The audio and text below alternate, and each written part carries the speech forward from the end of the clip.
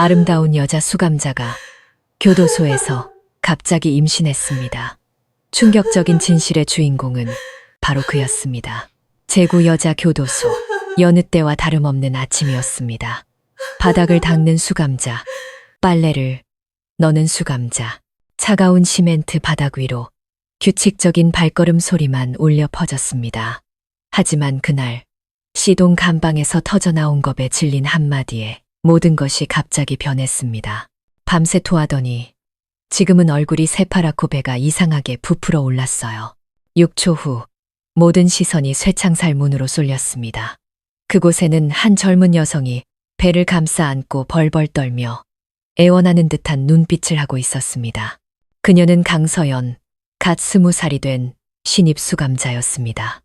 창백할 정도로 하얀 피부와 유난히 청초한 얼굴은 주변에 문신 가득한 수감자들과는 확연히 달랐습니다. 그녀는 살인죄로 7년형을 선고받았지만 그녀의 눈을 자세히 본 사람이라면 누구나 이 여자에게는 아직 밝혀지지 않은 사연이 많을 것이라고 믿었습니다. 소라는 교도소 전체로 빠르게 퍼져나갔고 관리과, 의료과, 교도관들 모두가 시동으로 몰려들었습니다. 긴급회의가 열렸지만 아무도 자기 눈을 믿을 수 없었습니다. 이렇게 엄격하게 통제되고 남자가 수감자와 단독으로 접촉하는 것이 절대 불가능한 곳에서 여자가 임신을 하다니. 내시경 검사, 혈액 검사, DNA 감식이 즉시 진행되었습니다. 교도소에 발을 들인 날부터 침묵을 지켜오던 강서연은 갑자기 교정계 전체를 뒤흔든 사건의 중심이 되었습니다. 관리실의 M자형 창문 뒤편 높은 곳에서 50대 남자가 조용히 아래를 내려다보고 있었습니다. 그의 두 손은 미세하게 떨렸고 입술은 굳게 다물려 있었습니다. 그는 박철민 교위였습니다. 지난 18년간 여자 교도소 구역을 책임져온 교도관이었죠. 그토록 엄격해 보이던 제복을 입은 그 남자가 자신의 인생에서 가장 죄스러운 비밀을 품고 있을 거라고는 아무도 생각지 못했습니다. 연민으로 시작되었지만 선을 넘어버렸고 다시는 돌이킬 수 없게 된 비밀이었습니다. 그들의 이야기는 눈빛으로 시작해 피와 눈물, 그리고 누구도 예상치 못한 한 생명으로 끝을 맺었습니다. 그리고 그 이야기 속에서 진정으로 무고한 사람은 아무도 없었습니다. 7월의 무더운 어느 오후, 제구 여자 교도소는 새로운 수감자를 맞았습니다. 호송차에서 내리는 그녀에게 교도관들과 고참 수감자들의 끈질긴 시선이 꽂혔습니다. 그녀는 이곳에 들어왔던 그 어떤 사람과도 달랐습니다. 거칠지도 독해 보이지도 막 나가는 기색도 없었습니다. 그녀의 이름은 강서연, 나이 20살. 한밤중 노래방에서 시비 끝에 젊은 남자를 찔러 살해한 혐의로 7년형을 선고받았습니다. 하지만 사람들의 이목을 끈 것은 너무 어린 나이뿐만이 아니라 그녀의 기묘한 아름다움이었습니다. 깊은 눈, 하얀 피부, 발그레한 뺨, 마치 햇볕 아래 녹아내릴 듯 위태로운 아름다움이었습니다. 입소 절차를 밟을 때 그녀의 시선은 다른 수감자들처럼 주위를 두리번거리지 않았습니다. 떨지도 반항하지도 울지도 않고 그저 죽음처럼 고요했습니다. 그날 여자 구역 책임자였던 박철민 교위는 감시실에 서 있었습니다. 그녀를 본 순간 그는 미간을 찌푸리며 몸을 바로 세웠습니다. 어째서인지 그는 더 가까이, 더 오랫동안 다가섰고 그의 시선은 그녀의 눈과 비정상적으로 마주쳤습니다. 교도관으로 일한 거의 20년 동안 그는 온갖 종류의 여자 수감자들을 봐왔습니다. 교태를 부리는 여자, 공격적인 여자, 위선적인 여자. 하지만 강서연은 달랐습니다. 그녀는 사람을 죽인 사람처럼 보이지 않았고 저항할 줄 아는 사람처럼 보이지도 않았습니다. 첫 정기 건강검진에서 의사는 그녀가 빈혈이 있고 혈압이 낮다고 말했습니다. 교도소 측은 경과를 지켜보기 위해 그녀를 잠시 독방으로 옮기도록 지시했습니다. 그것이 박철민이 그녀가 있는 감방에 처음으로 들어간 순간이었습니다. 그녀는 나무 침대에 허리를 꼿꼿이 세우고 앉아 그를 쳐다보지 않았습니다. 하지만 그가 막 떠나려 할 때 강서연이 갑자기 입을 열었습니다. 혼자 있고 싶지 않아요. 혼자 있는 건 너무 무서워요. 단 한마디였지만 인생의 절반 가까이를 외롭게 살아온 남자의 마음을 정확히 건드렸습니다. 그날 밤 박철민 교인은 잠을 이루지 못했습니다. 그녀의 말이 머릿속에서 계속 맴돌았습니다. 그의 이름만 들어도 수감자들이 벌벌 떨 정도로 엄격했던 그가 떨리는 목소리 한마디에 사로잡힌 것입니다. 그는 그 순간부터 운명이 전혀 상관없어 보이던 두 사람의 인생을 비틀기 시작했다는 것을 알지 못했습니다. 3일 후 강서연은 일반 감방으로 옮겨졌습니다. 교정 환경에 더 빨리 적응시키기 위함이라는 지시가 내려왔습니다. 하지만 교도소에서 오래 일한 사람들은 그 명령이 박철민에게서 나왔다는 것을 알았습니다. 아무도 왜냐고 묻지 않았습니다. 그들은 익숙했습니다. 그가 한번 결정하면 아무도 이의를 제기하지 못했습니다.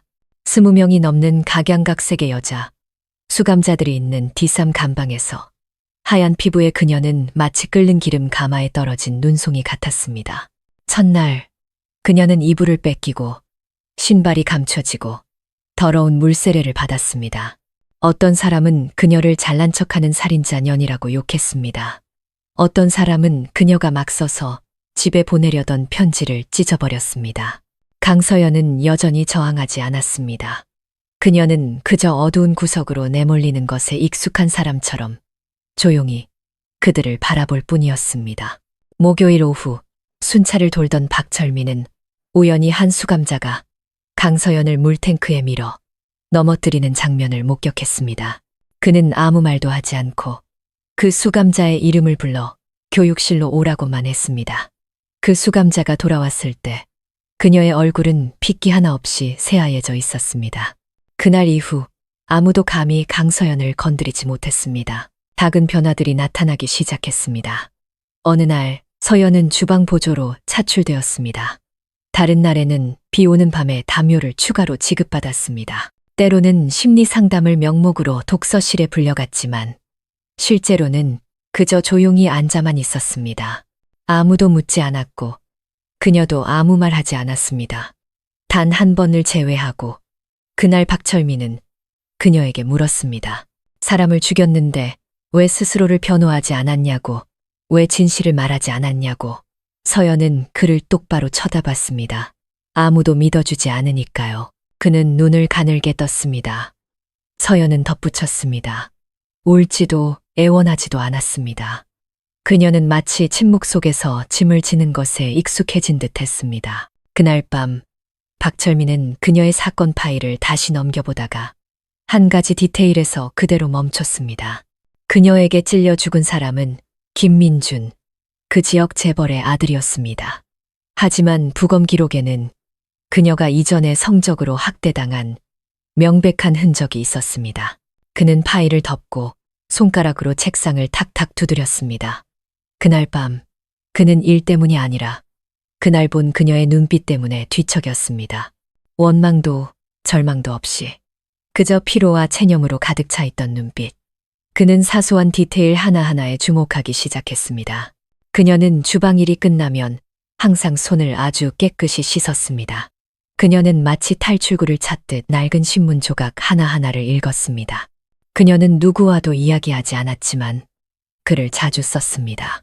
그리고 쓰레기통에서 모은 종이 조각들 속에서 그는 삐뚤빼뚤한 시 몇 줄을 발견했습니다.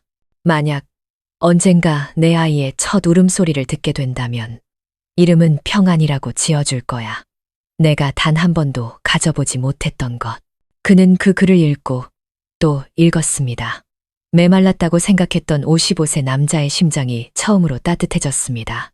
그날부터 박철민은 근무 교대를 바꾸기 시작했습니다.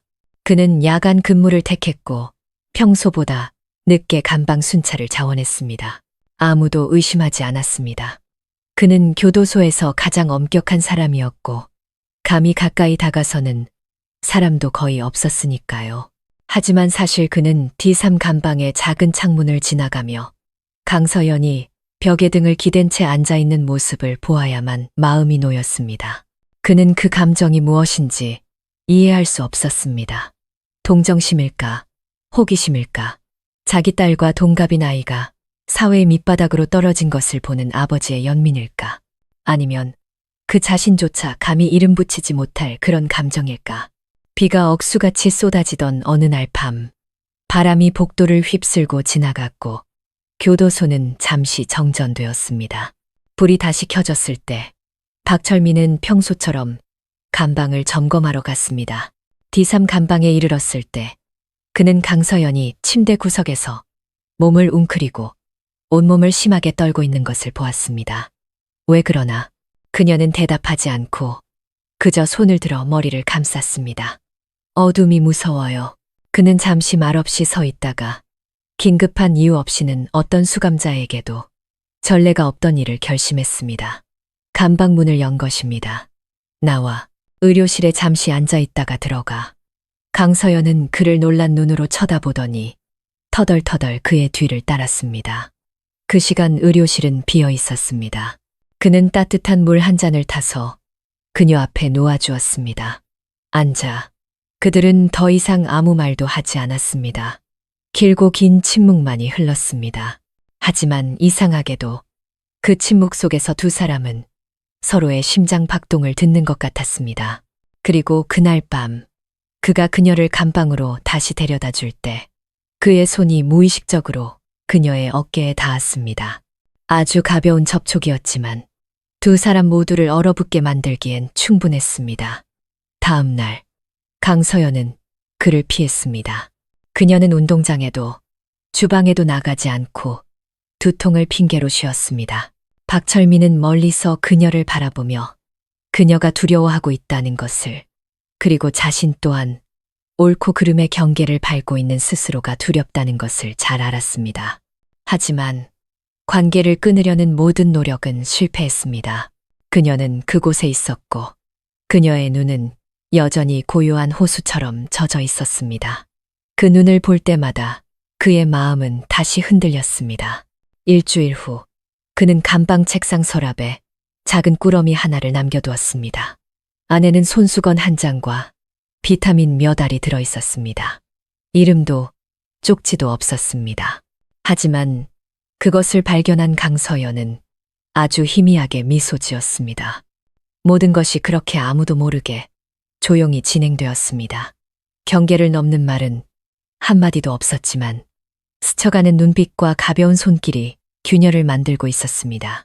단지 그들은 그 균열이 날마다 점점 더 커지고 있다는 것을, 그리고 훗날 치러야 할 대가가 명예와 자유뿐만이 아니라 운명 그 자체일 것이라는 사실을 알지 못했습니다. 교도소의 밤은 아주 특별한 정적을 품고 있었습니다. 평온함이 아니라 모든 행동과 생각이 감시당하는 듯한 무거운 침묵이었습니다. 하지만 오늘 밤은 무언가 달랐습니다. 애초에 교집합이 있어서는 안 될 두 사람 사이에 공기를 끈적하게 만드는 무언가가 있었습니다. 박철민은 스스로에게 수백 번 다짐했습니다. 선을 넘지 말자.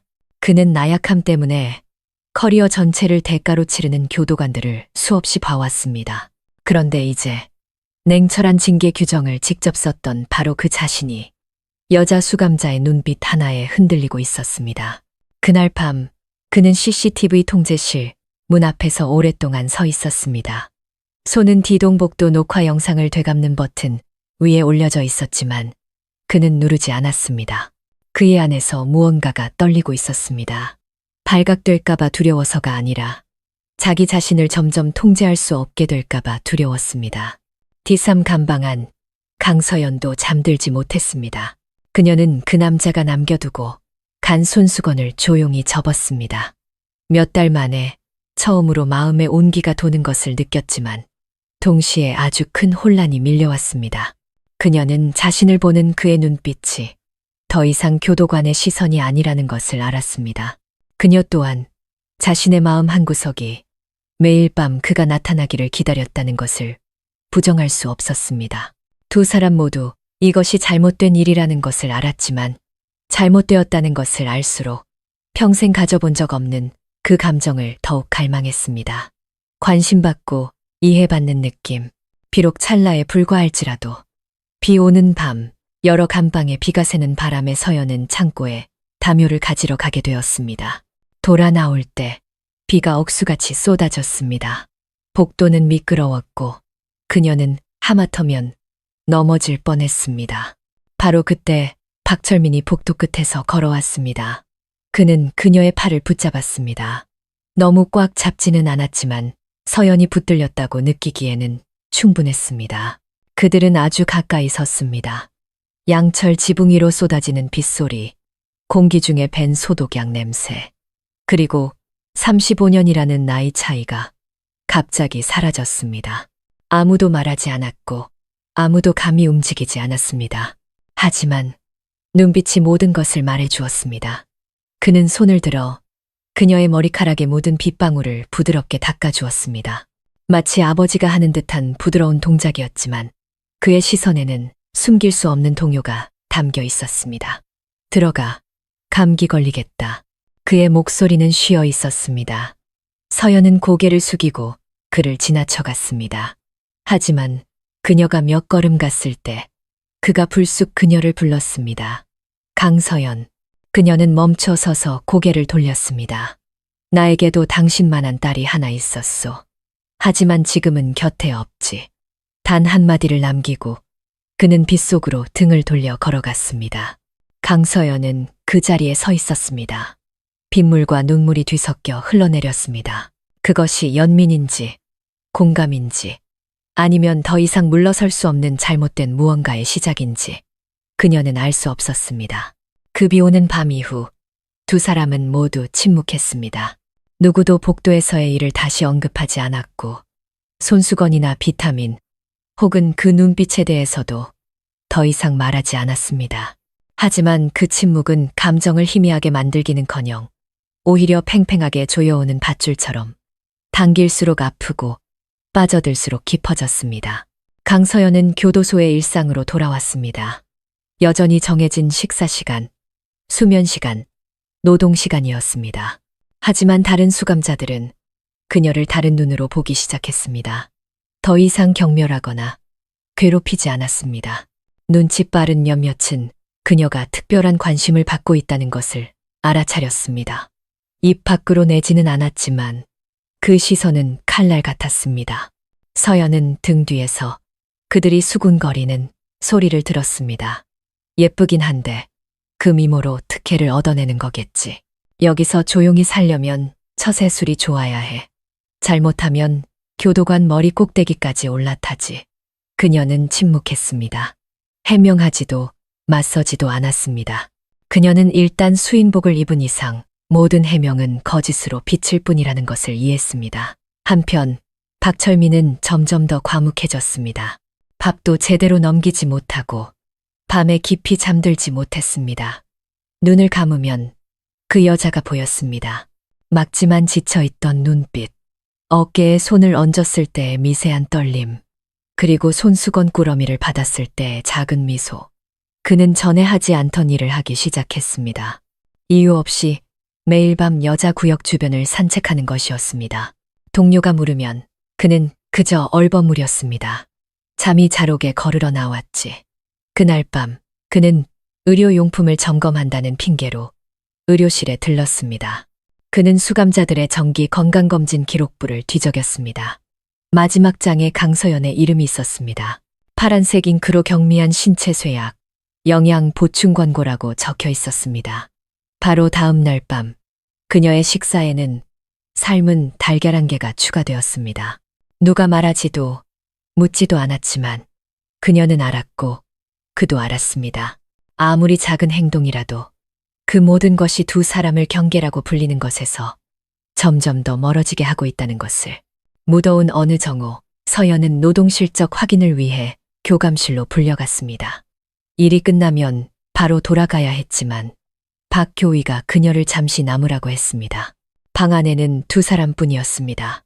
천장 선풍기가 머리 위에서 웅웅거렸고 창문으로 들어온 빛이 벽에 그녀의 그림자를 선명하게 비췄습니다. 그녀는 조용히 서 있었고 그는 눈도 깜빡이지 않고 그녀를 바라봤습니다. 내가 지금 무슨 짓을 하는 건지 모르겠군. 서연이 고개를 돌렸습니다. 눈을 피하지 않았습니다. 저도 마찬가지예요. 두 사람은 오랫동안 서로를 바라봤습니다. 원래는 서로 다른 세계에 속했던 두 사람 사이에 무거운 침묵이 흘렀습니다. 그리고 그들이 가져서는 안 될 순간이 오고야 말았습니다. 그가 다가섰습니다. 그의 손은 떨렸고 서연은 물러서지 않았습니다. 그들은 숨결이 서로에게 닿을 만큼 가까워졌습니다.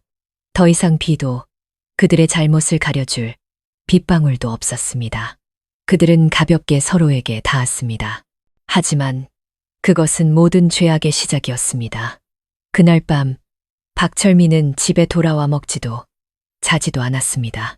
그는 세상을 떠난 딸의 위패 앞에 미동도 없이 앉아 있었습니다. 흔들리는 촛불 속에서 그는 속삭였습니다. 아빠를 용서해다오. 아빠도 그저 한 사람의 인간일 뿐이란다. 그 운명의 밤 이후 누구도 예전 같을 수 없었습니다. 강서연은 감방으로 돌아와 온몸이 녹초가 된 듯 했습니다. 그녀는 침대 끝에 하염없이 앉아 한숨도 자지 못했습니다. 쇠창살을 통해 들어온 달빛이 그녀의 얼굴에 순진한 표정을 그렸지만 내면에서는 폭풍이 휘몰아치고 있었습니다. 그녀는 울지도 자책하지도 않고 무서울 정도로 침묵했습니다. 방금 일어난 일이 잘못되었다는 것을 몰라서가 아니었습니다.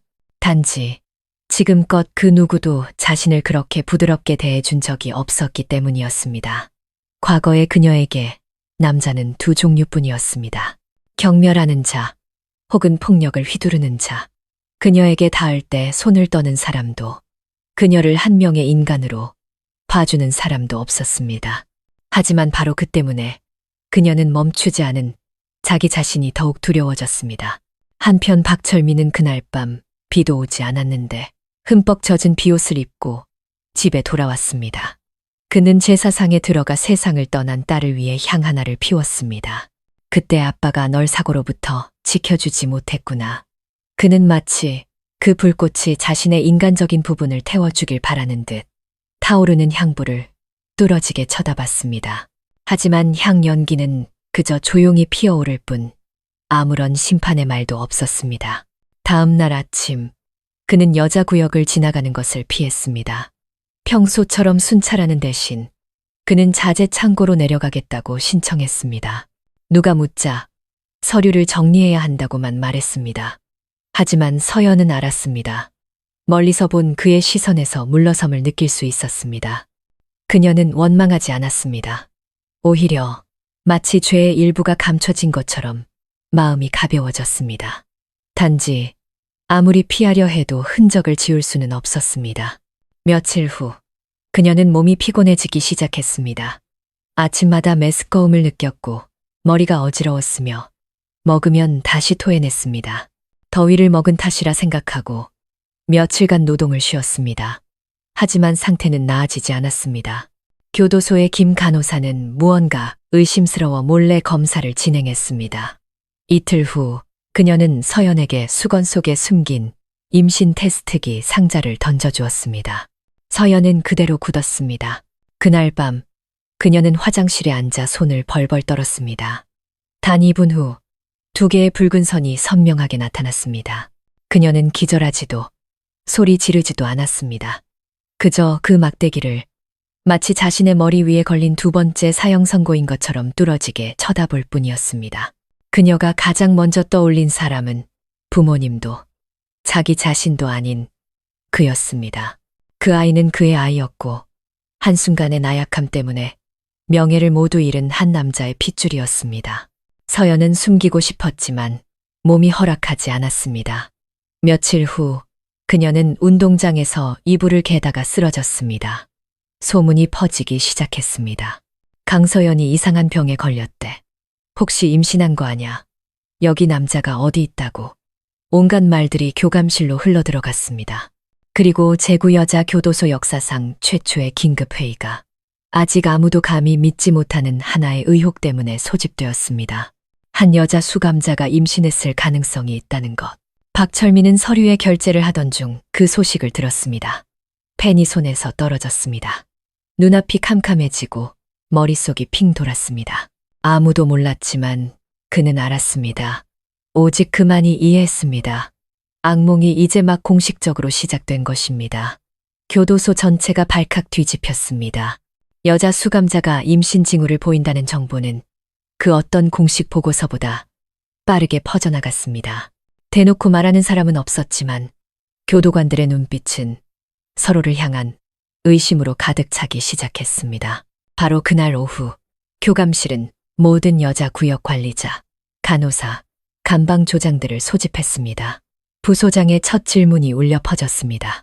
수감자 강서연과 마지막으로 단독 접촉한 사람이 누굽니까? 아무도 대답하지 않았습니다. 감히 대답할 수 없었습니다. 김 간호사가 일어서며 딱딱한 목소리로 말했습니다. 보고 드립니다. 강서연 수감자의 건강이 일주일 넘게 쇠약했으며 경미한 부종과 아침에 잦은 구토 증상이 있었습니다. 임신이 의심되지만 검사 없이는 결론 내리기 어렵습니다. 이 수감자, 예전에 독방에 임시 격리된 적 있었죠? 네, 맞습니다. 입소 초기에 심리적인 이유로요. 부소장은 미간을 찌푸리며 박철민을 향해 돌아섰습니다. 박교위, 그 후에 그녀를 일반 감방으로 돌려보내기로 결제한 사람이 당신 맞죠? 박교위는 고개를 끄덕였습니다. 맞습니다. 의료과에서 건강 상태가 안정되었다고 보고했기 때문입니다. 그녀가 독방에 있는 동안 누구든 단독으로 접촉하도록 허가받은 사람이 있었습니까? 절대 없었습니다. 단호한 대답이었지만 그의 목소리는 바짝 말라붙어 자기 자신조차 방금 거짓말을 했다는 것을 인지하지 못할 정도로 차가웠습니다. 회의가 끝나고 그는 사무실로 돌아왔습니다. 손이 너무 떨려 물컵조차 제대로 들 수 없었습니다. 모든 것이 이렇게 빨리 닥칠 줄은 몰랐습니다. 한편 강서연은 쓰러진 후 격리구역으로 옮겨져 관찰을 받게 되었습니다. 몇몇 여자 교도관들이 교대로 감시했습니다. 그녀는 쇠침대에 누워 있었습니다. 배는 아직 평평했지만 눈빛은 달라져 있었습니다.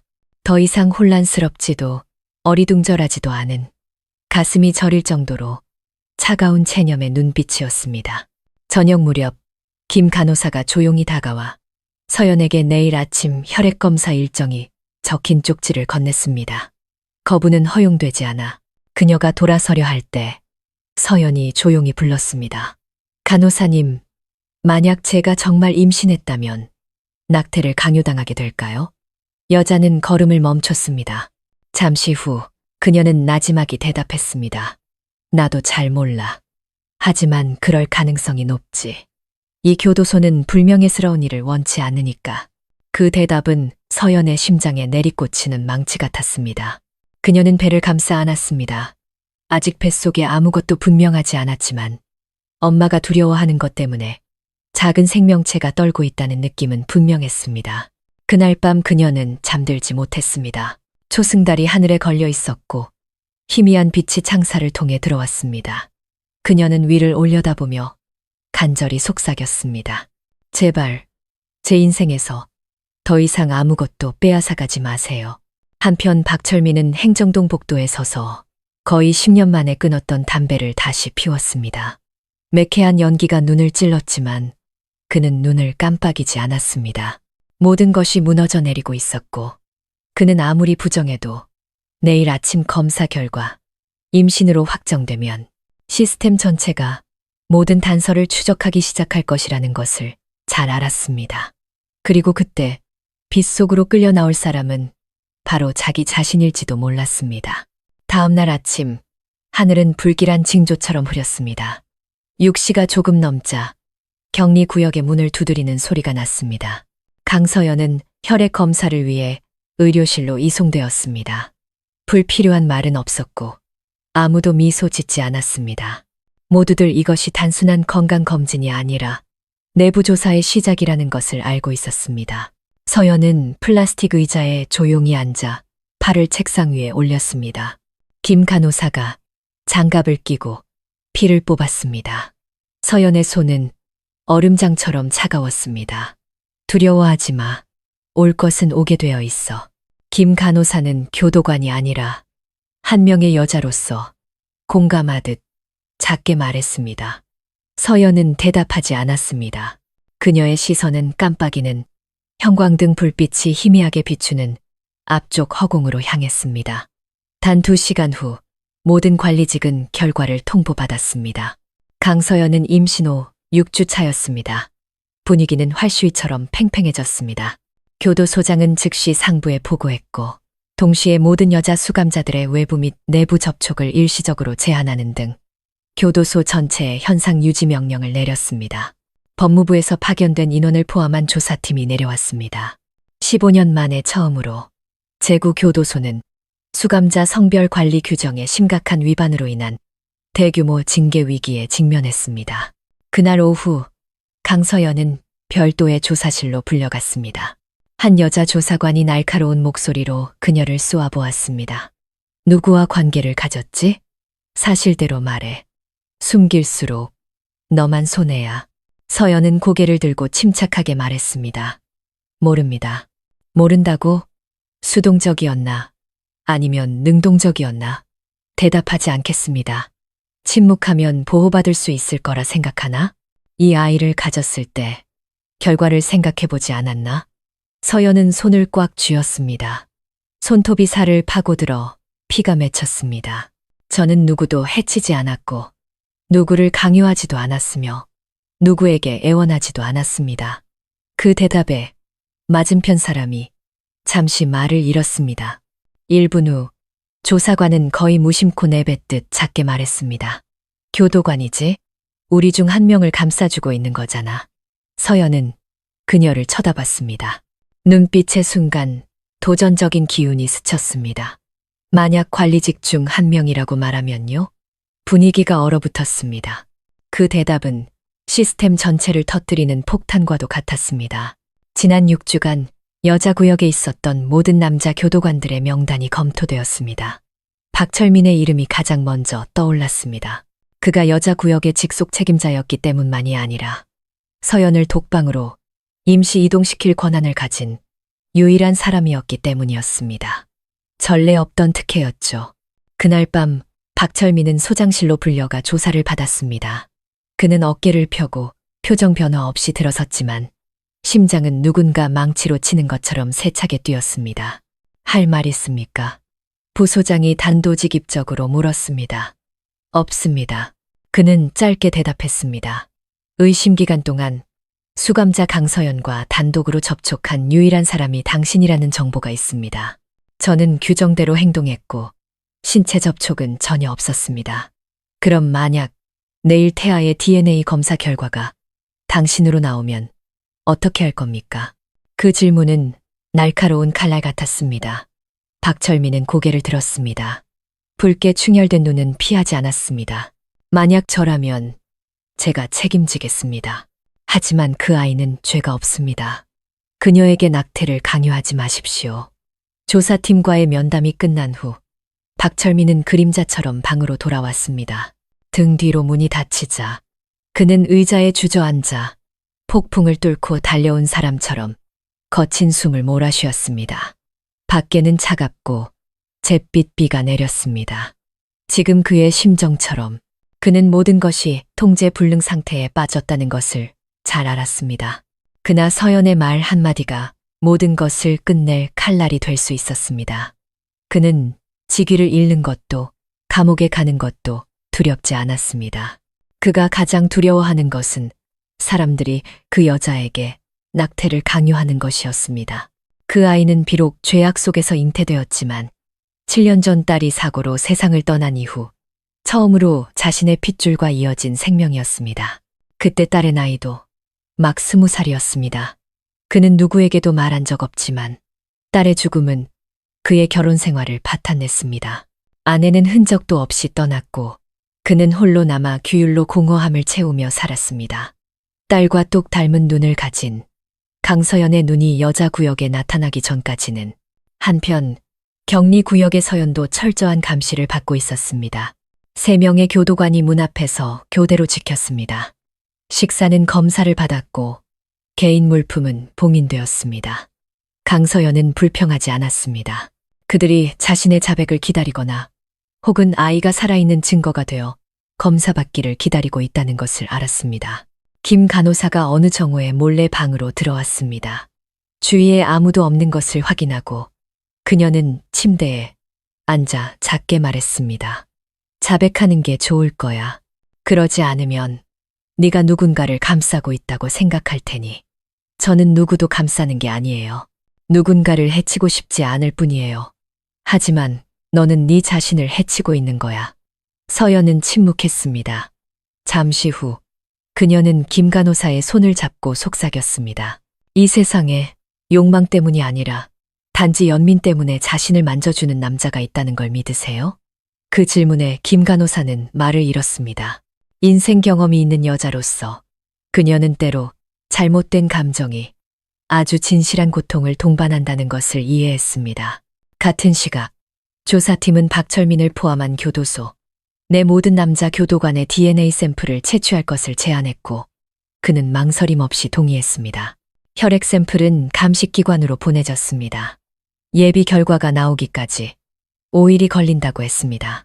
그 5일 동안 교도소 전체가 숨을 죽였습니다. 박철민은 개인 사물함을 정리하기 시작했습니다. 개인 서류, 상장, 그리고 낡은 징계 통지서까지 모았습니다.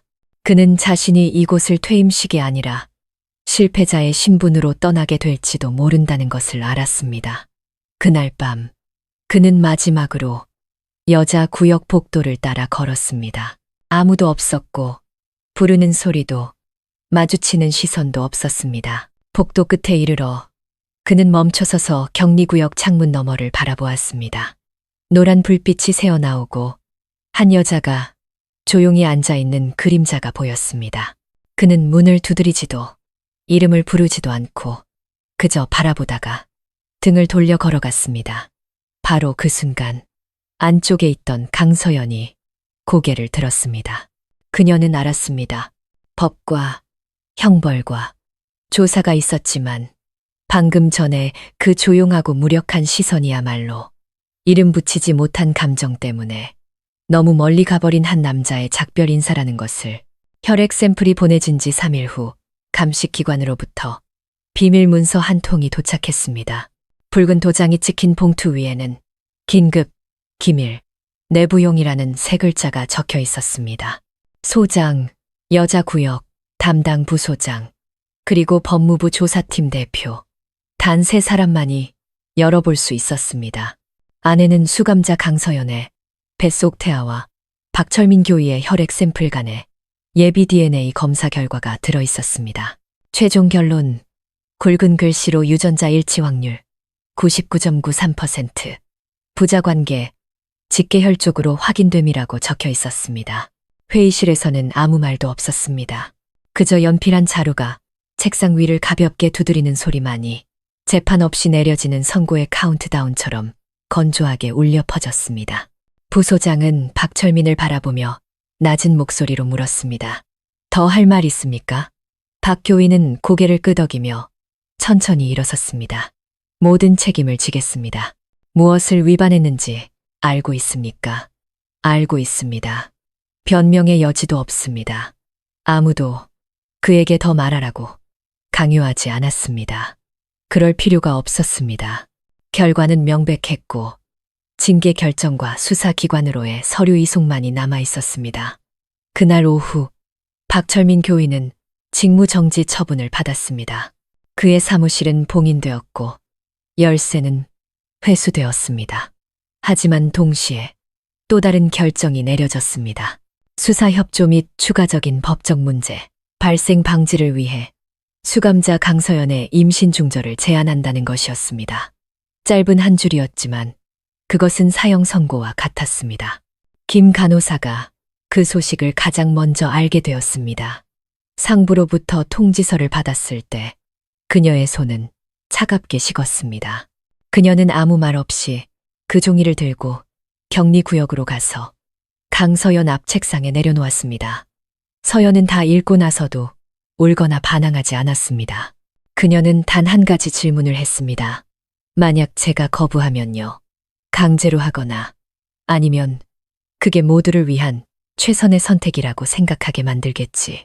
서연은 아직 뚜렷한 형태도 없는 배를 감쌌지만 그곳은 날마다 자신의 일부가 되어가고 있었습니다. 아이를 지키고 싶어요. 김 간호사는 그녀의 손을 꽉 쥐었습니다. 그녀의 눈빛은 무겁게 가라앉아 있었습니다. 때로는 한 생명을 지키기 위해 자기 자신을 희생해야 할 때도 있어. 임신 중절 강행에 대한 소식은 교도소 전체에 공표되지 않았지만 하급 교도관들 사이에서는 소문이 새어 나오기 시작했습니다. 어떤 이들은 비아냥거렸습니다. 감옥에서의 사랑이 낭만적인 줄 알았나 보지. 환상이 깨졌나. 또 다른 이들은 침묵했습니다. 그들은 감정이 때로 제복 색깔을 가리지 않는다는 것을 이해했기 때문입니다. 그날 밤 강서연은 옷자락에 숨겨둔 찢어진 종이 조각의 탄원서를 몰래 썼습니다. 수감자 강서연은 법 앞에서 모든 책임을 지겠습니다. 하지만 간절히 부탁드립니다. 아이를 지킬 수 있게 해주세요. 그 아이는 죄가 없습니다. 그녀는 김 간호사에게 전달을 부탁했습니다. 아무도 몰랐지만 같은 시각 명패가 사라진 방에서 박철민 또한 마지막 진술서를 쓰고 있었습니다. 마지막 줄에 그는 위반이라는 글자를 지우고 떨리는 손으로 삐뚤빼뚤하게 세 글자를 다시 썼습니다.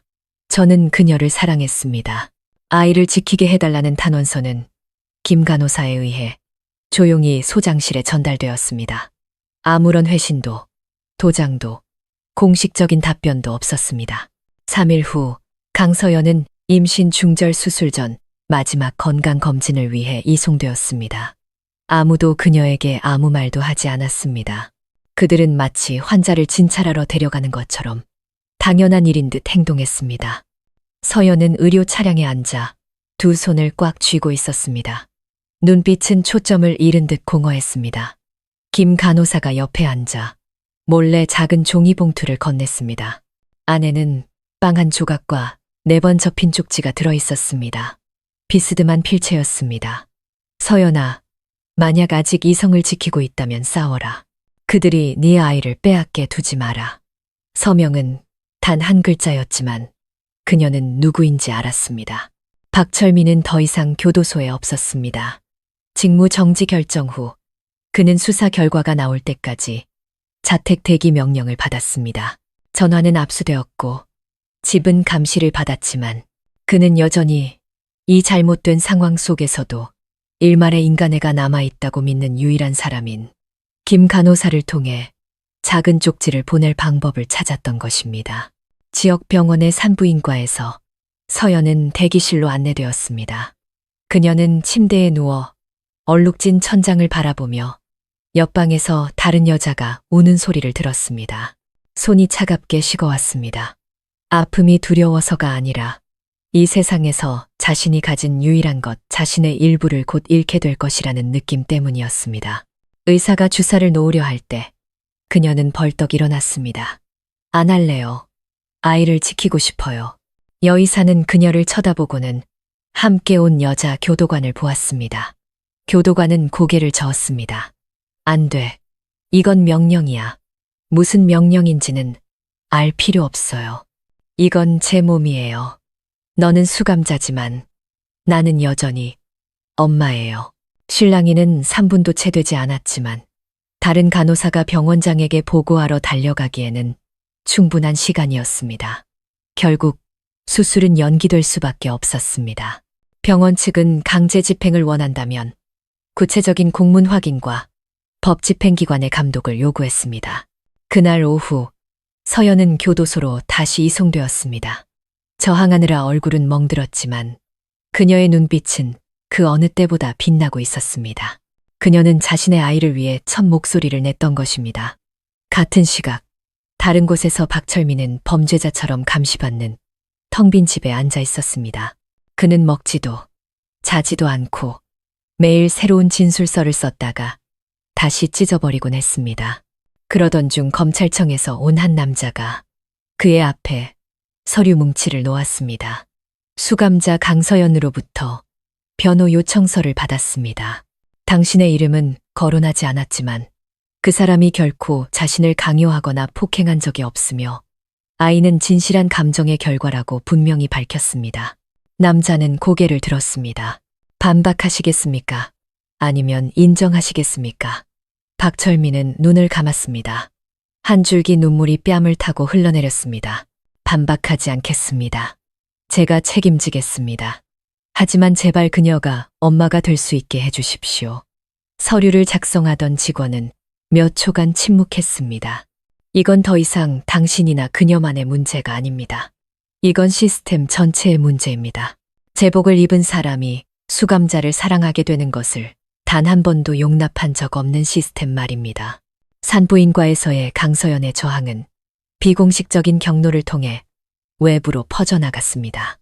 한 간호사가 이야기하고 한 의사가 저녁 식사 자리에서 한숨을 쉬고 그 이야기는 언론계 지인의 귀에까지 들어갔습니다.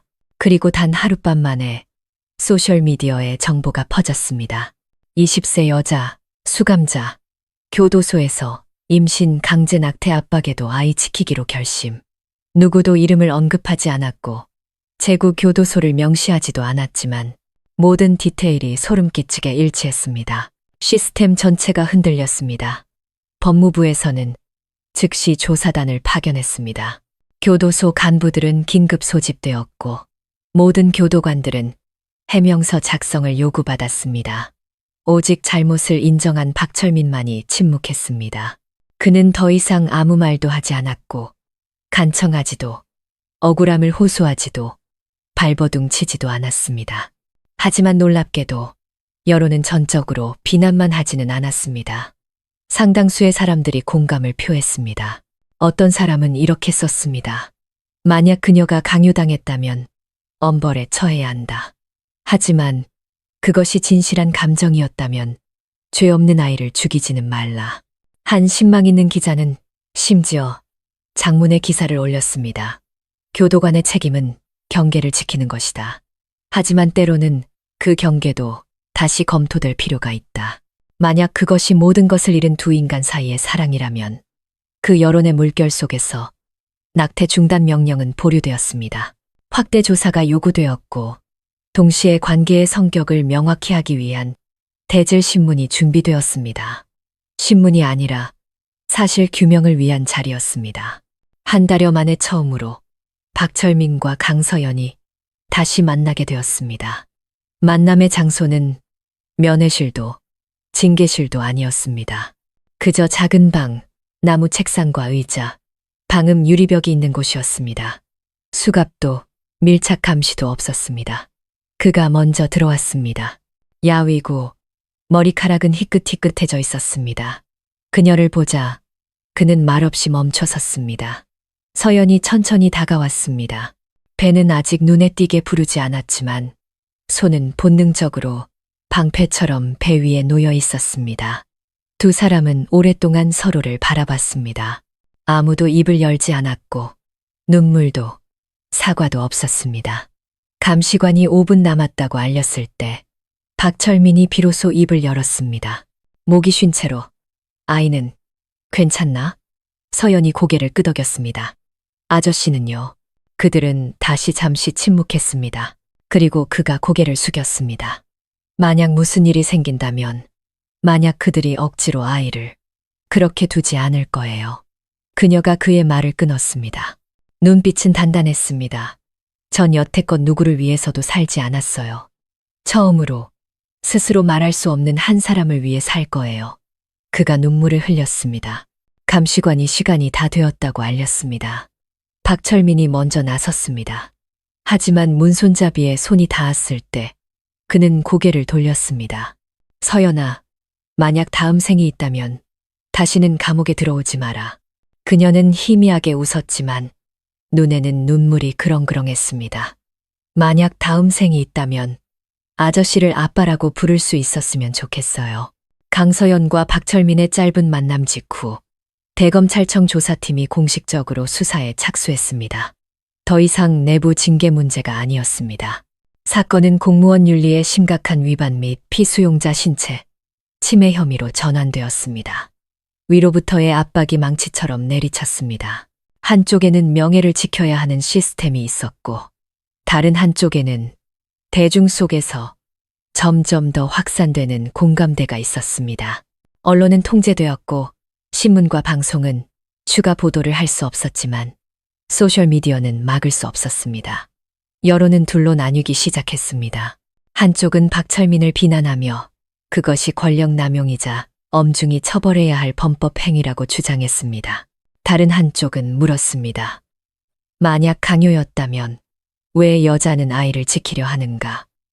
만약 강간이었다면 왜 그녀는 끝까지 그를 보호하는가?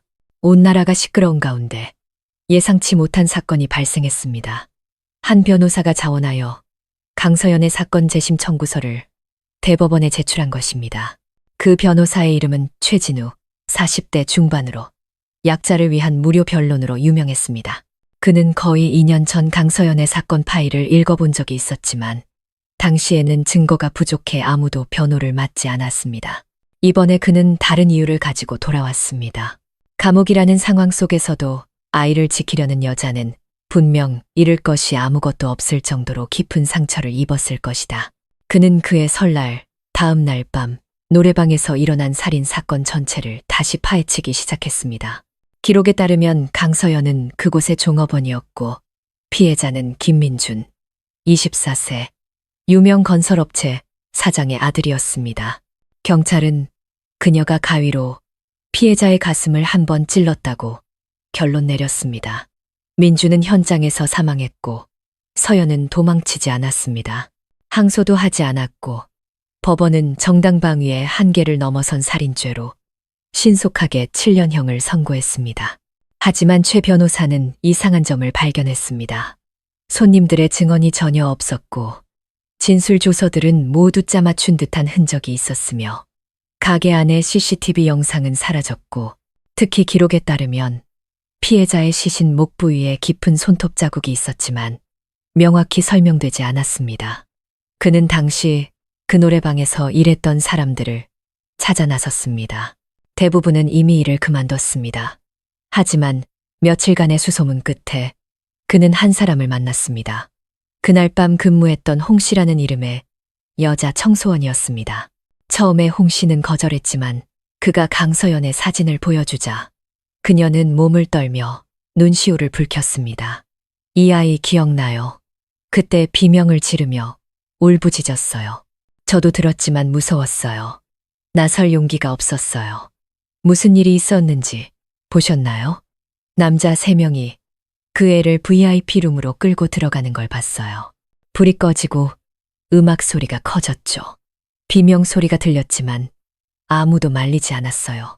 제가 용기를 내서 올라갔을 때는 이미 한 명이 피웅덩이 속에 쓰러져 있었어요. 새로운 진술서는 즉시 2번째 재심 청구서와 함께 제출되었습니다. 이번에는 아무도 무시할 수 없었습니다. 진실이 서서히 드러나기 시작했습니다. 강서연은 살인자가 아니었습니다. 그녀는 집단 성폭행의 피해자였고 절망 속에서 자신을 지키기 위해 저항할 수밖에 없었던 것입니다.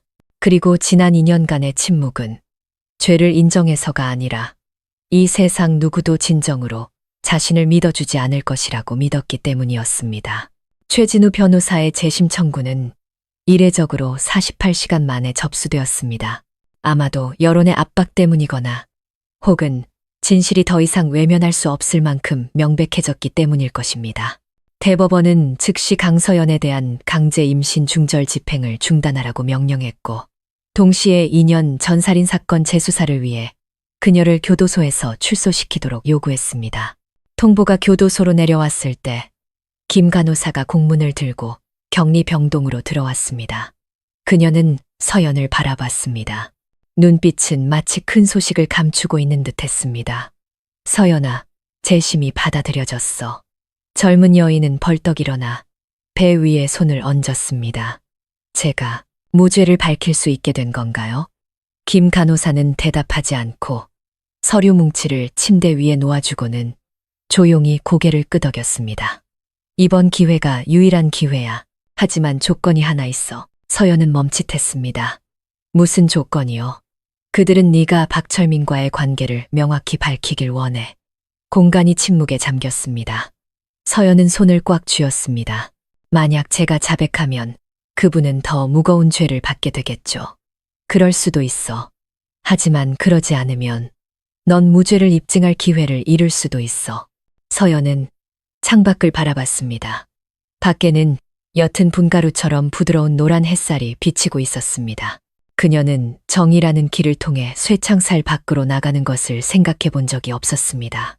하지만 이제 그녀 앞에는 선택지가 놓였습니다. 자신의 자유, 혹은 자신을 위해 모든 것을 건 그 남자를 보호하는 것. 같은 시각, 자택에 있던 박철민도 조사팀에 다시 불려가 조사를 받았습니다. 서연이 재심을 받게 되었다는 소식을 들었을 때 그는 옅은 미소를 지을 뿐이었습니다. 결국 그 아이가 말할 기회를 얻었군요. 하지만 그녀가 침묵하면 당신은 여전히 기소될 수 있습니다. 상관없습니다. 제가 그녀와의 경계를 넘은 순간부터 모든 결과를 받아들였습니다. 조사 대기실에서 최 변호사는 처음으로 강서연을 만났습니다. 그녀는 사진보다 야위고 창백했지만 눈빛은 이상할 정도로 빛났습니다. 사건에 대해 모든 것을 말할 준비가 되었습니까? 네, 준비됐어요. 하지만 한 가지 말하고 싶지 않은 게 있어요. 아이의 아버지를 말하는 거군요. 서연은 침묵했습니다. 이름은 알 필요 없습니다. 하지만 만약 그들이 당신에게 선택을 강요한다면 하나는 자백해서 감형을 받는 것, 다른 하나는 침묵하고 계속 형을 사는 것. 어느 쪽을 택하겠습니까? 지킬 거예요. 변호사는 다시 한번 확인하려는 듯 그녀를 바라봤지만 그때 그녀의 눈빛은 더 이상 수감자의 눈빛이 아니었습니다. 그것은 한 명의 어머니의 시선이었습니다. 그날 밤, 강서연은 법원과 조사단에 자필 편지를 보냈습니다. 편지에서 그녀는 노래방에서의 운명적인 밤 전체를 이야기했습니다. VIP 룸으로 유인당한 것부터 세 남자에게 둘러싸인 순간, 그리고 문이 잠기는 소리, 꺼지는 불빛, 몰아치는 음악 소리, 찢어지는 옷과 눈물까지.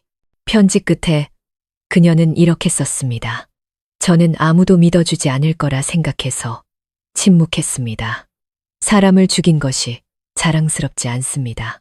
하지만 만약 그때로 돌아간다면 저는 여전히 가위를 들 것이고 이번에는 3명 모두를 찌를 것입니다. 최 변호사는 편지를 들고 말을 잃었습니다. 그는 이 진술이 판결 전체를 바꿀 것이라는 것을 알았지만 아직 바꿀 수 없는 다른 한 가지가 있었습니다. 서연은 교도소에서 자신의 마음에 닿았던 그 남자에 대해 아직 한마디도 하지 않았습니다. 그리고 박철민도 그녀가 말해주길 바라지 않았습니다. 어떤 감정은 침묵할수록 더욱 영원해지기 때문입니다.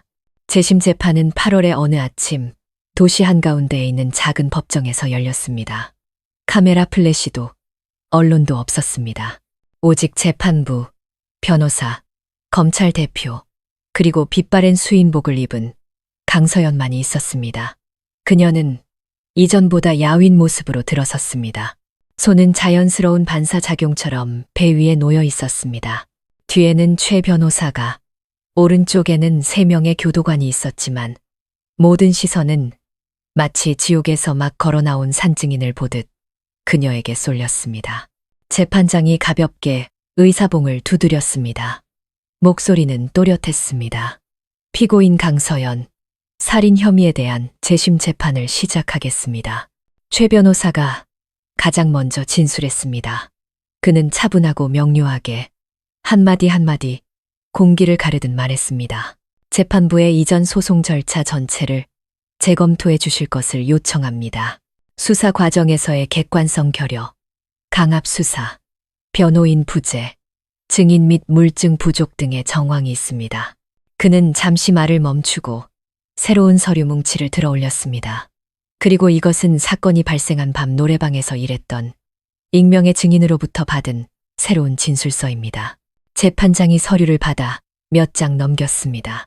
법정은 숨소리 하나 들리지 않을 정도로 조용했습니다. 이 진술에 따르면 피고인은 VIP 룸에서 3명의 남성에게 성폭행을 당했습니다.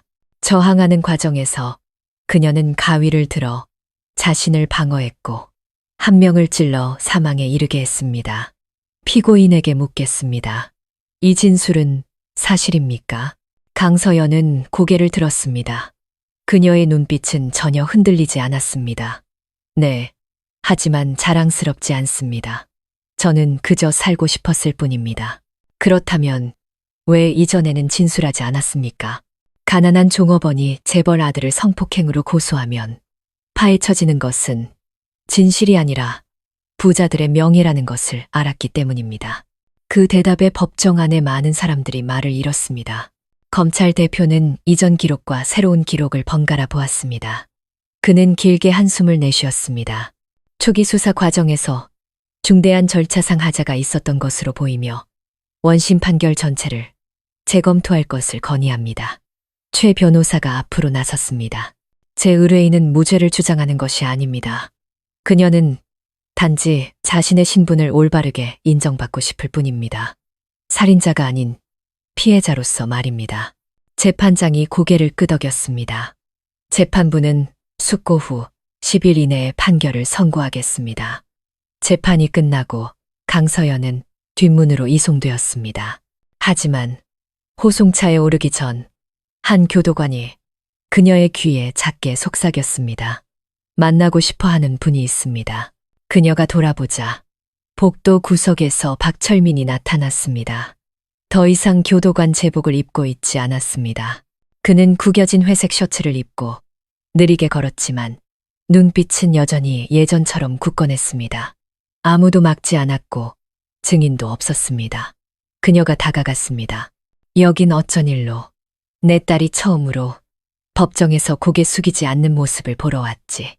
서연은 웃음을 터뜨렸지만 눈은 붉어져 있었습니다. 아저씨가 저를 딸로 삼으면 뱃속의 아이는 뭐가 되는데요? 그는 침묵했습니다. 잠시 후 그는 반으로 접은 편지 한 통을 그녀에게 건넸습니다. 만약 네가 이 재판에서 이기면 읽어라. 지면 찢어버리고. 호송차가 도착했고 그녀는 걸음을 옮겼습니다. 손바닥 안에서 편지가 심장 박동에 맞춰 떨렸습니다. 마치 뱃속의 아이가 피는 섞이지 않았지만 같은 운명을 공유한 아버지와 딸 사이의 모든 이야기를 듣고 있는 것처럼. 재심 9일 후 공식 판결이 발표되었습니다. 대법원은 강서연에 대한 원심 판결 전부를 파기하고 그녀를 성폭행 및 정당방위 사건의 피해자 신분으로 재수사할 것을 명령했습니다. 교도소는 늦은 오후에 공문을 받았습니다. 그날 하늘은 여느 때처럼 흐렸지만 강서연의 마음속에서는 희미한 빗줄기가 피어오르기 시작했습니다. 김 간호사가 그녀에게 결정문을 가져다 주었습니다. 서연은 종이를 쥔 채 그대로 굳었고 손이 미세하게 떨렸습니다. 제가 정말 무죄를 입증한 건가요? 아직 완전히 무죄 판결을 받은 건 아니지만 적어도 법적으로는 더 이상 살인자가 아니야. 서연은 김 간호사의 어깨에 얼굴을 묻고 배를 꽉 껴안았습니다. 처음으로 그녀는 울었습니다. 굴욕이나 두려움, 억울함 때문이 아니라 마음이 가벼워졌기 때문이었습니다. 거의 3년 동안 유령처럼 살아온 후 그녀는 마침내 피 묻지 않은 자기 이름의 일부를 되찾은 것입니다. 같은 시각 박철민도 판결문 사본을 받았습니다. 그는 낡은 아파트 2층 창살 사이로 햇빛이 들어오는 곳에 서 있었습니다. 결국 그 아이가 벗어났구나. 그는 혼잣말처럼 말하고는 의자에 앉아 서연이 예전에 보냈던 편지를 열었습니다. 편지에는 세 줄 외에 아무것도 없었습니다. 만약 나중에 아이가 자라면 아버지는 비겁한 사람이 아니라 단 한 번 사랑하기 위해 과감히 잘못을 저지른 사람이었다고 말해주세요. 그날 밤 서연은 확대 조사를 위해 교도소 밖으로 나왔습니다. 그녀는 임시거처에 배정되었고 보호 인력이 동행했지만 구금되지는 않았습니다. 그곳에서 그녀는 최 변호사를 다시 만났습니다. 상황이 좋아지고 있습니다.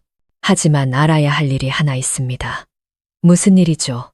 피해자 김민준의 사촌인 이도윤이라는 사람이 당신을 역으로 고소하겠다는 소장을 제출했습니다. 무슨 죄로요? 사자 명예훼손 및 가문 명예 실추죄입니다. 서연은 멍해졌습니다. 저는 그들 가족을 언급한 적도 없는데요. 하지만 당신은 피해자를 포함한 세 남자가 자신을 성폭행했다고 말했습니다. 그 가족은 그것을 받아들이지 못하는 겁니다. 서연은 손을 꽉 쥐었습니다. 이런 날이 올 것이라고 예상은 했습니다. 이도윤, 도경찰청 차장의 아들이자 김민준의 친척. 그는 과거 원심 재판 때 잠시 모습을 비췄던 인물이었습니다. 이제 그는 정의를 찾기 위해서가 아니라 복수를 위해 돌아온 것입니다. 최 변호사는 책상 위에 사진 한 장을 올려놓았습니다. 이 사람 기억합니까? 서연은 자세히 들여다봤습니다. 눈빛이 어두워졌습니다. 그날 제가 방에서 끌려나갈 때 웃고 있던 사람이에요. 맞습니다. 그리고 그날의 유일한 영상을 가지고 있는 사람이 바로 그자입니다. 영상이라고요? 복도 CCTV 영상입니다. 법원에 제출되지 않았죠. 그는 그걸 협상 카드로 가지고 있었습니다. 서연은 그를 바라봤습니다. 등골에 털이 쭈뼛었습니다. 그가 원하는 게 뭐죠? 최 변호사는 고개를 들었습니다. 목소리가 한층 낮아졌습니다. 그는 당신이 재심 권리를 포기하고 고소도 항소도 하지 않고 그날 밤에 대해 더 이상 말하지 않기를 원합니다. 그 대가로 그는 영상을 공개하지 않고 모든 것을 묻어두겠다고 합니다. 서연은 조용히 앉아 있었습니다. 만약 제가 거절하면요. 그는 영상을 퍼뜨려서 당신을 거짓말쟁이로 만들고 심지어 당신의 아이가 박철민의 아이가 아닐지도 모른다고 다른 사람들이 의심하게 만들겠다고 협박했습니다. 그녀는 희미하게 웃었습니다. 그 웃음은 더 이상 차갑지 않고 불꽃 같았습니다. 감추려고 할수록 더 빗속으로 끌어내야죠. 확실합니까? 당신은 이미 모든 것을 한 번 잃었습니다. 이번에는 더 이상 잃을 것도 없어요. 밖에서는 비가 내리기 시작했습니다. 하지만 이번에는 그녀는 어둠이 두렵지 않았습니다. 그녀는 더 이상 혼자가 아니었기 때문입니다. 이틀 후 강서연의 협상 거절에 그해 설날 다음 날 밤 노래방 복도 CCTV 영상이 인터넷에 유출되었습니다. 누가 유포했는지는 알 수 없었지만 단 1시간 만에 각종 비공개 그룹과 법률 커뮤니티에 삽시간에 퍼져나갔습니다. 영상은 흐릿했지만 강서연이 3명의 남자에게 끌려 방으로 들어가는 장면이 충분히 보였습니다. 그녀는 발버둥 쳤고 손으로 벽을 긁었으며 신발은 복도에 남겨졌습니다. 가게 안의 음악 소리가 모든 비명을 집어삼켰습니다. 아무도 말리지 않았습니다. 문이 쾅 닫혔습니다. 영상 마지막 순간 흰 셔츠를 입은 한 남자의 얼굴이 스쳐 지나갔습니다. 그는 카메라를 보며 분명히 미소 짓고 있었습니다. 이도윤이었습니다. 여론은 폭발했습니다. 강서연을 감형받기 위해 감정을 이용한 여자라고 비웃던 사람들은 댓글을 삭제하기 시작했습니다. 그녀를 착한 척하는 수감자라고 의심했던 사람들은 이제 조용히 그 영상을 공유하며 한 줄의 글을 덧붙였습니다. 그녀는 너무 오랫동안 침묵했다. 우리는 너무 무관심했다. 수사기관은 즉시 김민준 사건 파일을 재검토했고 동시에 이도윤을 증거, 은폐 및 인멸 혐의의 용의자 명단에 올렸습니다. 최 변호사는 검찰 주재의 긴급 기자회견에서 언론 자문으로 초청되었습니다. 한편 강서연은 검찰청 격리구역의 안전한 방에서 보호를 받았습니다. 처음으로 언론 앞에선 특별 인터뷰에서 그녀는 눈물도 비극적인 모습도 보이지 않았습니다. 그저 한 젊은 여성이 배 위에 손을 얹고 마치 심장에 난 상처를 다시 도려내듯 모든 디테일을 천천히 이야기할 뿐이었습니다. 저는 두려워서 가난한 종업원이 돈 있고 권력 있는 새 남자를 이길 수 없다고 생각해서 침묵했습니다. 하지만 제가 틀렸어요. 어떤 점에서 틀렸다고 생각하십니까? 기자가 물었습니다. 저는 침묵이 살아남는 방법이라고 생각했던 점에서 틀렸어요. 하지만 살아남는 것이 사는 것은 아니었어요. 뱃속의 아이는요. 그 아이가 제가 여기 서 있는 이유입니다. 만약 그 아이가 없었다면 저는 이미 이 세상에 존재하지 않았을지도 모릅니다. 방 전체가 조용해졌습니다. 몇몇 기자들은 고개를 숙였습니다. 어떤 이들은 울었습니다. 도시의 다른 한편에서 박철민은 생방송을 시청하고 있었습니다. 그는 눈물을 흘리지 않았습니다. 그저 조용히 식은 찻잔을 하나 따라 딸의 위패 앞에 놓았습니다. 딸아, 만약 그날 아빠가 너를 집에 붙잡아 두었다면 아마 아빠는 잘못된 길을 가지 않았을지도 모른다. 하지만 그 실수가 없었다면 서연이는 살지 못했겠지. 그는 서랍장에서 작은 상자 하나를 꺼냈습니다. 그 안에는 종이 한 장이 들어 있었습니다. 만약 나중에 서연이가 무죄를 선고받으면 태어나는 아이는 박시성을 가질 것이다. 온 세상이 버린다 해도 아빠가 받아줄 것이다. 그날 밤 이도윤은 긴급 체포되었습니다. 그는 경찰서 마당에서 소리쳤습니다. 너희들, 내가 누군지 알아. 알아. 그리고 잘 알기 때문에 더더욱 그냥 넘어갈 수 없는 거야. 한 젊은 경찰관이 강철처럼 차가운 눈빛으로 대답했습니다. 사건은 경찰청 강력범죄수사대로 이관되었습니다. 강서연은 공개적으로 무죄를 입증받았고 거의 3년 만에 처음으로 문을 잠그지 않고 잠을 잘 수 있었습니다. 영상이 유출되고 이도윤이 체포된 지 2주 후 대법원은 최종 판결을 내렸습니다. 강서연은 무죄를 선고받았고 정당방위의 한계를 넘어선 살인죄는 기각되었습니다. 대신 사건 기록은 정당방위로 전환되어 그녀가 어떠한 형사 책임도 지지 않음을 의미했습니다. 판결이 낭독될 때 서연은 울었습니다. 그녀는 그저 배 위에 놓인 손을 가볍게 쥐었을 뿐입니다. 마치 아이에게 조용한 메시지를 전하는 것처럼. 아가, 너는 자유로워졌어. 그리고 엄마도. 김 간호사가 법원에서 그녀를 마중 나왔습니다. 두 사람은 길고 어두운 복도에서 서로를 껴안았습니다. 더 이상 수감자와 교도관이 아니라 생사의 경계를 함께 넘었던 두 여인이었습니다. 이제 어디로 갈 거니? 김 간호사가 물었습니다. 아직 모르겠어요. 하지만 도망치지는 않을 거예요. 서연은 옛집으로 돌아가지 않았습니다. 어머니와 함께 살던 초가집은 그녀가 수감되면서 팔렸습니다. 친척들은 뿔뿔이 흩어졌고 아무도 그녀를 받아주지 않았습니다. 하지만 그녀는 슬프지 않았습니다. 그녀에게는 계획이 있었습니다. 그녀는 한 미혼모 보호센터를 찾아갔습니다. 그곳은 임신 중에 버려진 여성들을 받아들여 그들이 정착하고 기술을 배우고 엄마가 될 준비를 하도록 돕는 곳이었습니다. 그녀가 나타났을 때 센터 관리자는 깜짝 놀랐습니다. 강서연 씨. 네. 하지만 이제는 그냥 서연이에요. 다시 시작할 곳이 필요해요. 그녀는 작고 깨끗한 방을 배정받았습니다. 간소한 침대, 나무 책상, 마당에는 꽃이 핀 유자나무가 보이는 창문이 있었습니다. 그곳에서의 첫날 밤, 서연은 최 변호사와 김 간호사에게 편지를 썼습니다. 제가 쉽게 용서받지 못할 거라는 걸 알아요.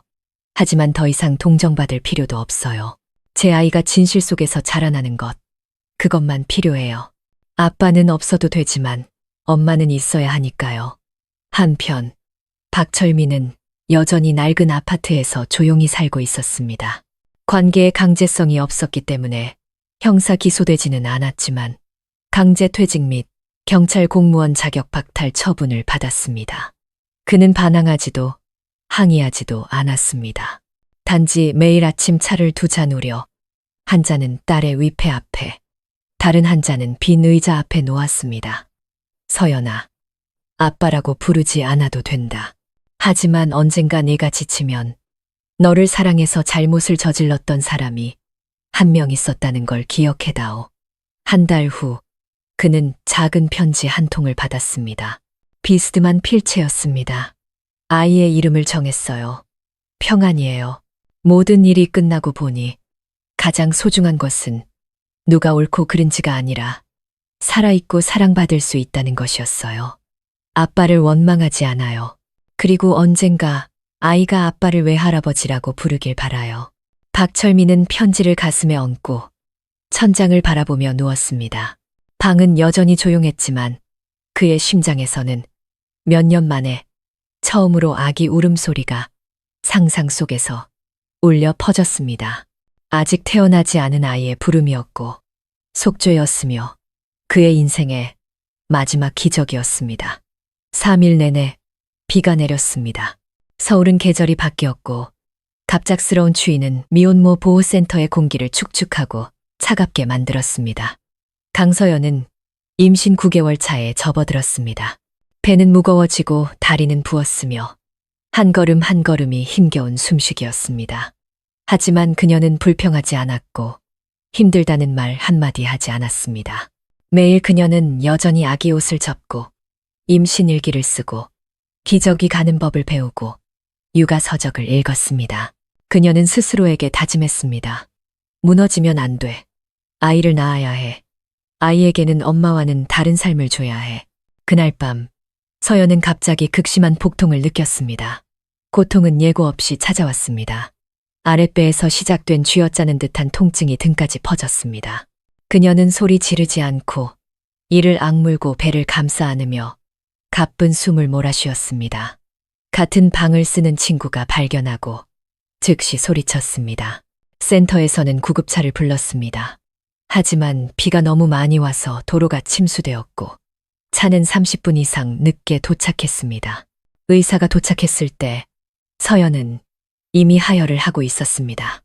자궁경부가 일찍 열렸고 임신 중독증 위험이 있었습니다. 큰 병원으로 갈 시간이 없었습니다. 그 자리에서 분만을 해야 했습니다. 의사가 소리쳤습니다. 작은 방 하나가 급히 치워졌습니다. 담요, 수건, 따뜻한 물, 의료용 장갑, 모든 것이 임시 방편으로 준비되었습니다. 서연은 침대로 옮겨졌습니다. 땀은 비 오듯 흘렀고 입술은 새하얗게 질렸습니다. 아가야, 엄마 버리지 마.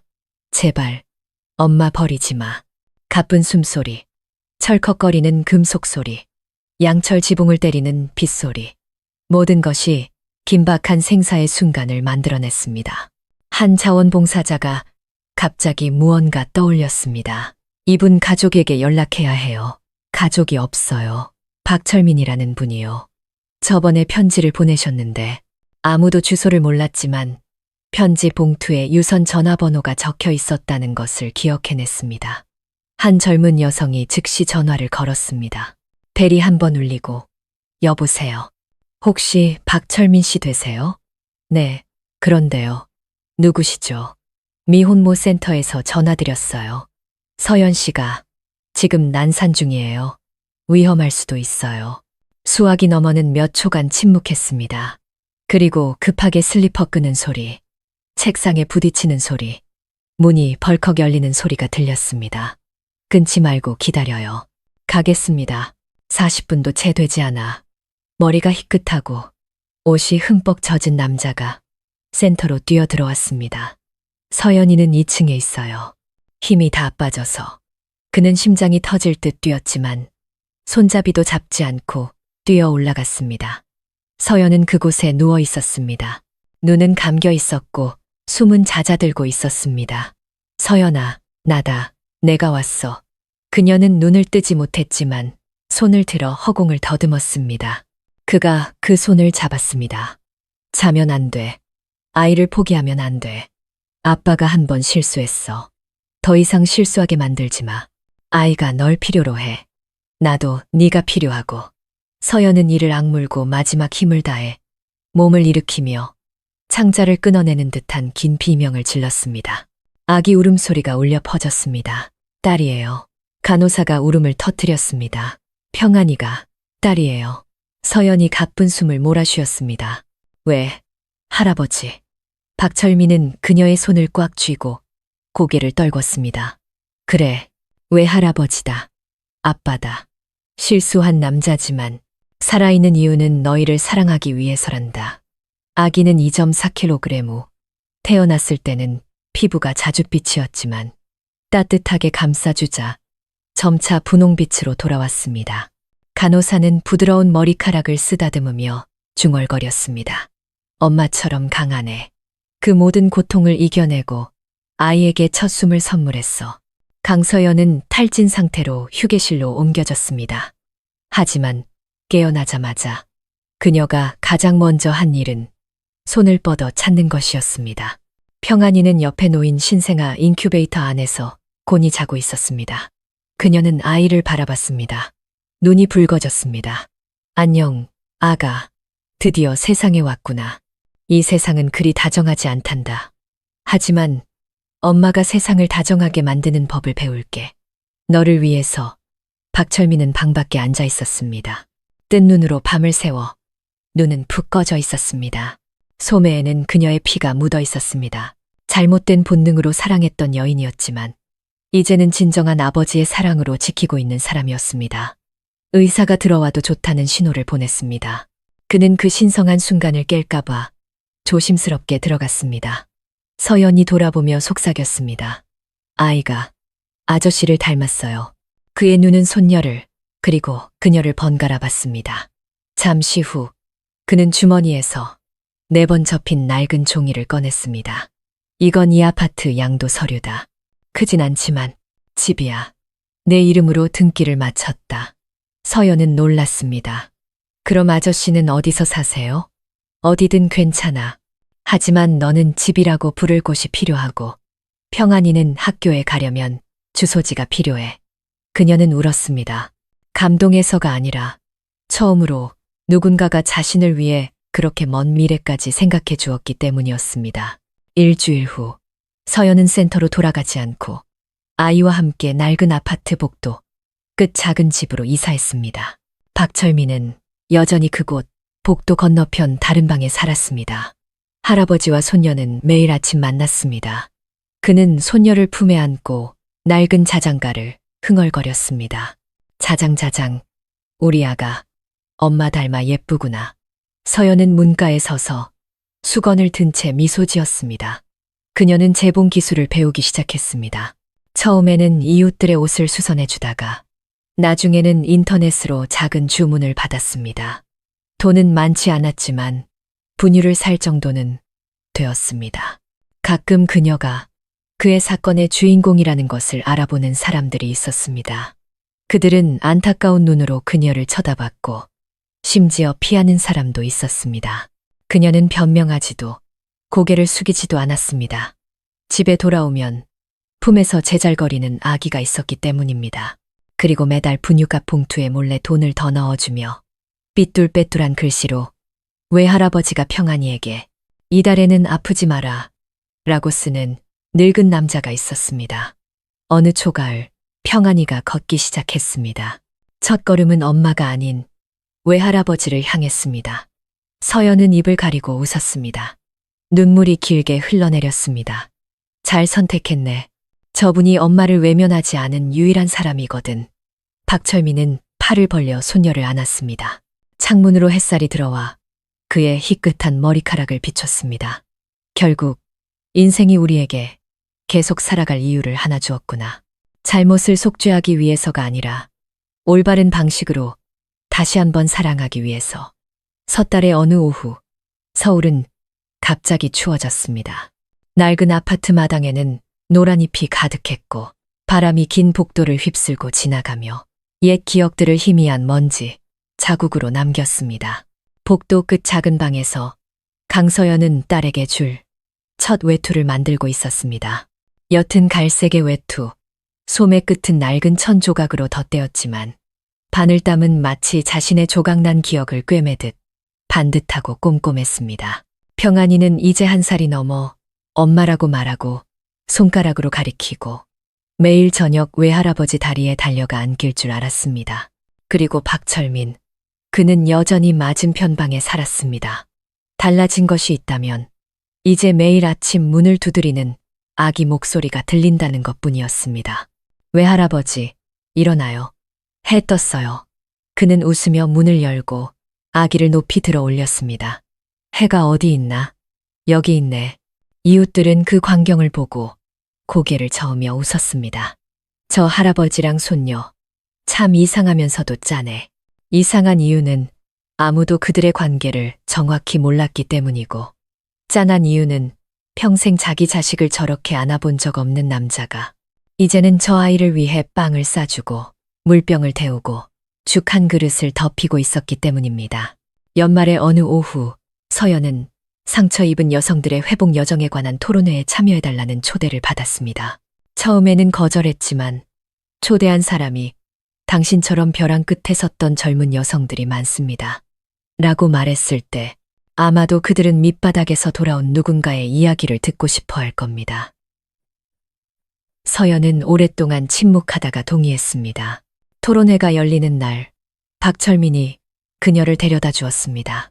그는 들어가지 않고 차 안에서 낡은 책을 만지작거리며 앉아 있었습니다. 그날 밤 서연이 돌아왔을 때 그녀는 그의 손에 인쇄된 연설문 한 부를 쥐어주었습니다. 거기에는 이런 구절이 있었습니다. 저는 제가 모든 아름다운 것들의 끝이라고 생각했습니다. 하지만 고통은 마침표가 아니라 쉼표였습니다.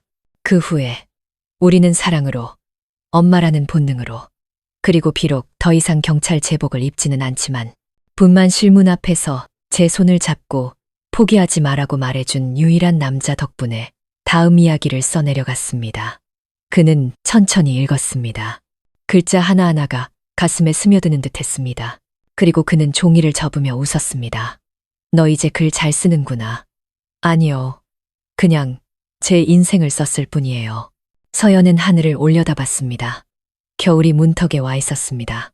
아빠, 만약 다음 생이 있다면 다시 선택하시겠어요? 박철민은 침묵했습니다.